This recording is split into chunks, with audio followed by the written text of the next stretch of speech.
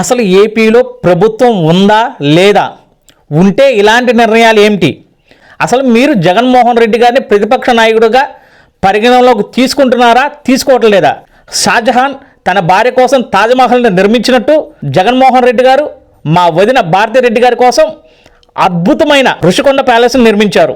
ఎంతో పరమ పవిత్రమైన ఋషుల కొండను బోరుగుండు కొట్టించి 450 కోట్ల రూపాయల ప్రజా ధనాన్ని వెచ్చించి ఒక అద్భుతమైన సుందరమైన ఆహ్లాదకరమైన ఋషికొండ ప్యాలెస్ని నిర్మించారు. తానే ఏపీకి ఒక 30 సంవత్సరాలు సీఎంగా ఉండొచ్చన్న ఒక నమ్మకంతో ఆయన ఈ ప్యాలెస్ నిర్మించుకున్నారు. కానీ ఋషుల ఆగ్రహమో లేకపోతే ఏపీ ప్రజల్లో కలిగిన చైతన్యమో ఆయన 5 సంవత్సరాలకే సీఎం పదవిని కోల్పోవాల్సి వచ్చింది.